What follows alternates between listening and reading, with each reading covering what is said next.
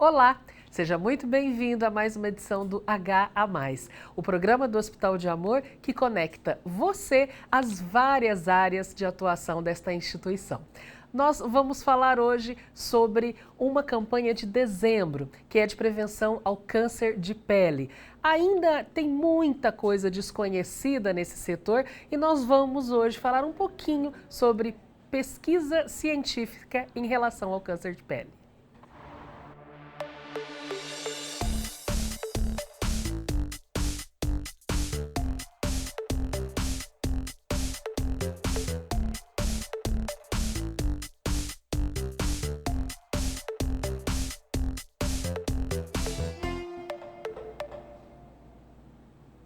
E para falar sobre prevenção ao câncer de pele, nosso convidado é o Dr. Vinícius Lima Vasques. Ele é cirurgião oncologista e é o diretor de extensão do Instituto de Ensino e Pesquisa do Hospital de Amor. É o coordenador do grupo de pesquisa em melanomas. Dr. Vinícius, antes de mais nada, né, o senhor é pesquisador. O que é um melanoma? E por que a gente fala câncer de pele? É a mesma coisa? Boa pergunta, é muito bom estar aqui com vocês, né? O melanoma é um dos tipos de câncer de pele. É que existem vários tipos de câncer de pele. Para quem não sabe, o câncer de pele é o câncer mais frequente que nós temos na população. Principalmente aquelas pessoas de pele clara, que tomaram muito sol durante a vida. Por exemplo, aquele trabalhador rural, aquele italiano, aquele imigrante que veio e trabalhou no sol a vida inteira, depois fica mais velho e começa a aparecer lesões na pele que ficou exposta ao sol. Essa é a forma mais frequente do câncer de pele. E tem um tipo de câncer de pele que ele é 5% dos tumores de pele, mas ele é muito agressivo. Esse é o melanoma. O melanoma ele é um pouquinho diferente, porque o melanoma ele vem da pinta, uma lesão escura. Geralmente ele é pigmentado, ele é escuro, ele vem de uma pinta que mudou de aspecto, né? Que mudou de tamanho, mudou de cor, começou a sangrar, coçar. E como o melanoma ele é um câncer de pele mais agressivo que os outros, ele é o maior foco da nossa pesquisa no hospital.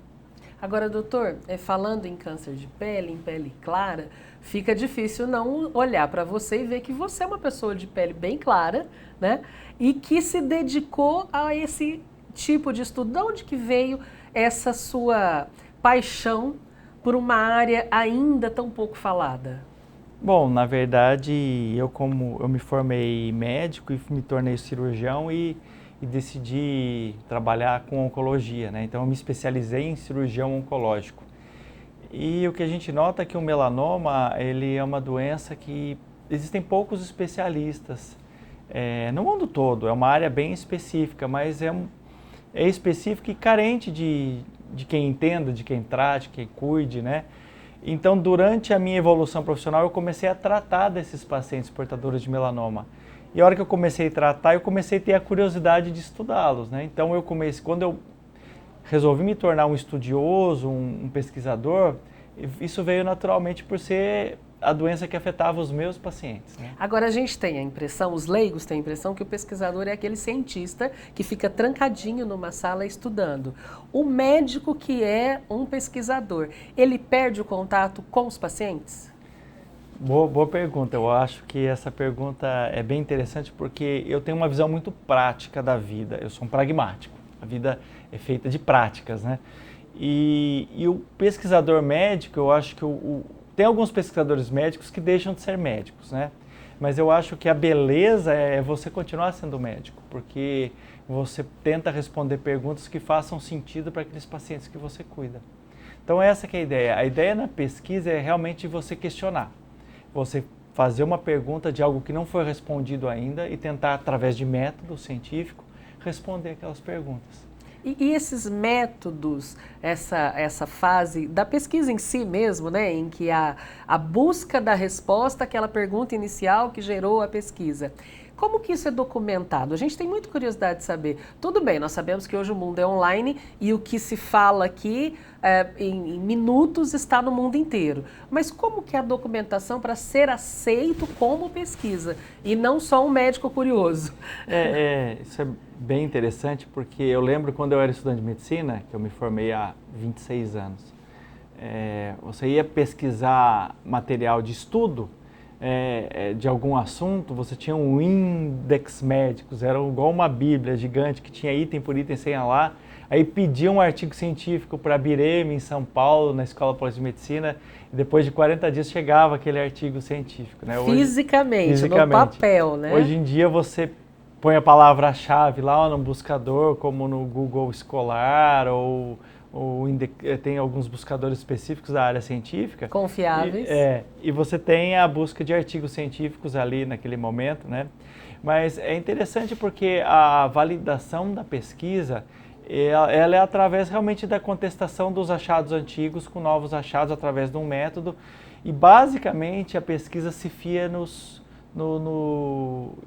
em revistas científicas que publicam esses achados de conceito, e elas são avaliadas pelos próprios pares. Então, pessoas que entendem do assunto revisam as novas pesquisas e vê se do ponto de vista metodológico ela está bem realizada, para ver se aquele novo dado é aceito ou não. E quando algo muito diferente aparece, geralmente necessita uma confirmação. Então, um grupo independente tenta repetir o mesmo método e ver se encontra os mesmos resultados. Né? Quer dizer, não é você solitariamente ou você com base nos seus pacientes pesquisando no Google, né? Que é o que a população mais conhece. Não, né? Na verdade, o que a gente entende de pesquisa de conhecimento, o pesquisador tem que ter, de buscar no Google, nas fontes de artigos científicos já publicados, para ter uma base de conhecimento, para ter suas dúvidas e criar um método para pesquisar algo que não foi publicado ainda, algo novo, que não existe aquele assunto. E aí você tentar pôr um tijolinho. Né? Dificilmente a ciência avança, que alguém descobre algo revolucionário. Isso existe, né? A gente sabe, tem na história, mas geralmente o mundo inteiro trabalha como formiguinhas e cada um vai contribuindo com um tijolinho ali e vai se construindo conhecimento. No início da década de 90, a gente falava muito sobre a busca da cura do câncer, como se o câncer fosse uma doença e que tivesse uma cura. E aí a pesquisa nos mostrou que, além de uma variedade, você mesmo falou que o câncer de pele tem uma variedade, né? Uma variedade de tipos de câncer. A cura também é uma palavra que hoje não se encaixa com essa propriedade, né? Isso é super interessante, porque depois da Segunda Guerra Mundial, os Estados Unidos surgiu como uma potência, né, do mundo. E eles, na década de 50, 60, falaram, vamos à Lua, né? Fizeram o Moonshot. Todo o esforço e vamos chegar na Lua. E chegou em menos de uma década. Então eles criaram o Instituto Nacional do Câncer nos Estados Unidos. Em menos de uma década vamos curar o câncer. Foi aí que surge essa expressão, combate do câncer, toda essa ideologia de como se fosse uma guerra contra o câncer. E aí quando se viu que a coisa era um pouquinho mais complicada que isso, que não era uma doença só, são várias doenças, vários processos. Na verdade é um processo orgânico, né? E nos últimos anos, de forma interessante, com o advento de algumas novas descobertas, como a imunoterapia, por exemplo, onde você tenta mudar o processo que está acontecendo no organismo, né? Usar a própria defesa do organismo para tentar inibir o câncer que está surgindo. Então, interessante, com tantas doenças, agora surgiu um processo que é praticamente um processo orgânico único, que talvez ajude a curar vários cânceres diferentes, né? Então, são vários os caminhos. Vários os caminhos. E a maioria deles individual. Um paciente tem um tratamento diferente do outro. Sim. A individualização do tratamento na oncologia, ela surgiu forte no fim da década de 90 e 2000, exatamente entendendo que é uma interação, é uma doença com um indivíduo, né? Então, aquele indivíduo, ele sofre um processo e ele tem uma reação específica, né? Então, quanto mais a gente consegue individualizar o tratamento, enxergar como o processo numa pessoa, em geral, maiores as chances de sucesso. Agora, voltando à sua área específica, Sim. Que é o câncer de pele. A gente fala tanto de prevenção, a gente fala tanto do bendito do protetor solar, que hoje está na maioria dos cosméticos, inclusive, né? Diz que tá, não sei se é verdade. Mesmo assim, ainda é uma área tão pouco divulgada, o câncer de pele? Sim, tem um pouco a ver com a cultura, né?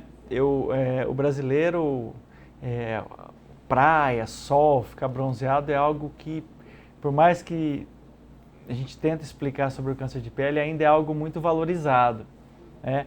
Mas, na verdade, do ponto de vista orgânico, o sol ele é importante, né? A gente produz vitamina D através do sol.